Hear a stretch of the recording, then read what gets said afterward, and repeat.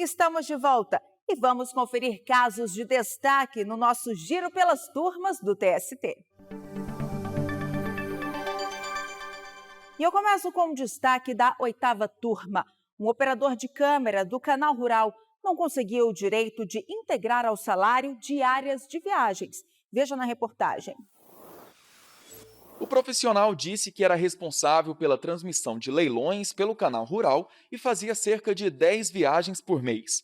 Na ação trabalhista, ele pediu o pagamento das diferenças de adicionais de viagem não pagos durante o período do contrato e a repercussão desses valores em férias, gratificações natalinas e outras parcelas salariais. Em primeiro grau, o pedido foi aceito. O Tribunal Regional do Trabalho da 4ª Região no Rio Grande do Sul manteve a sentença.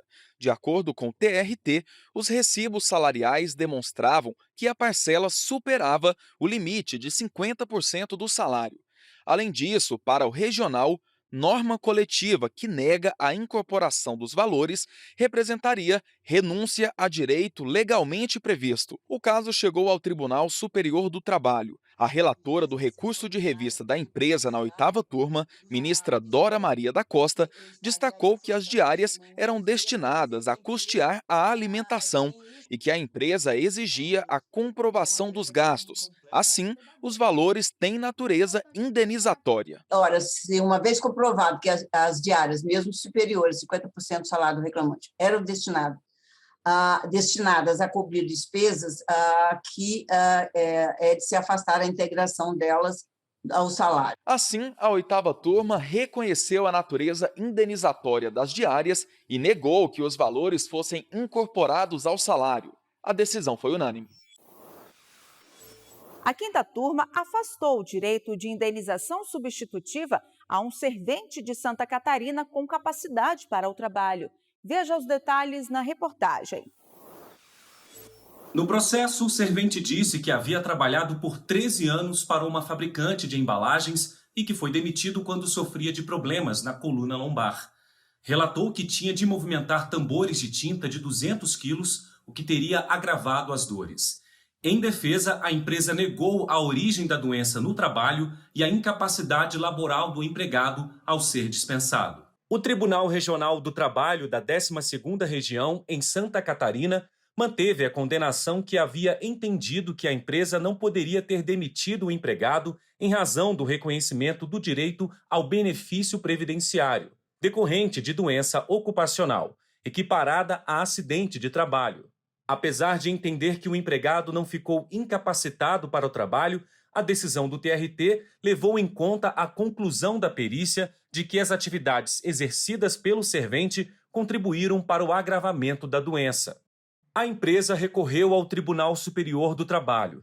Para a 5ª turma, nos termos da súmula 378 do TST, os pressupostos para a concessão da estabilidade são o afastamento superior a 15 dias e o recebimento do auxílio-doença acidentário, salvo se constatada, após a despedida, doença profissional que tenha relação de causalidade com a execução do contrato de emprego. Além disso, a Lei 8.213, de 1991, não considera como doença do trabalho as que não produzam incapacidade laborativa.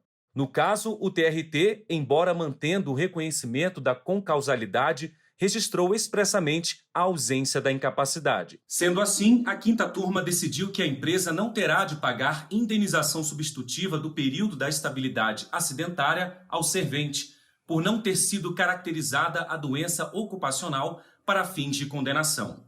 A decisão foi unânime.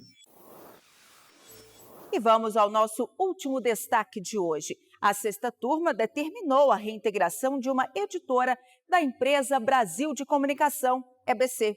Ela havia sido dispensada durante um tratamento para leucemia.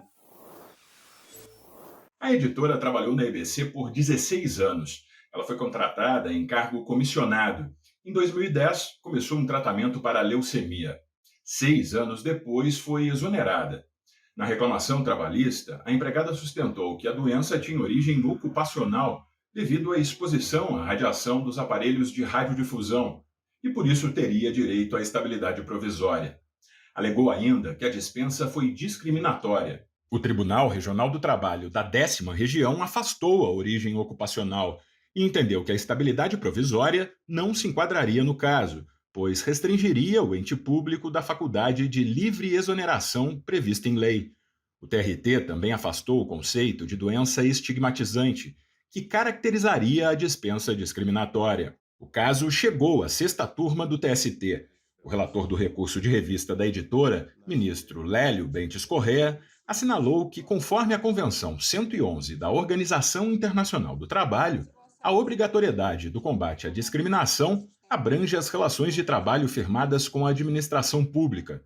Conforme o relator, a dignidade da pessoa humana, prevista na Constituição Federal, está acima do direito à livre nomeação e exoneração. Dessa forma, de acordo com o ministro, o caso enquadra-se na súmula 443 do TST, que presume discriminatória a despedida de empregado portador de doença grave, que suscite estigma ou preconceito e garante ao trabalhador o direito à reintegração no emprego. No caso concreto, por incidência da nossa súmula, havendo o reconhecimento de que a empresa tinha ciência do estado de saúde da empregada, o ato demissional é presumido discriminatório, e daí, portanto, a motivação vedada por lei, salvo comprovação em sentido contrário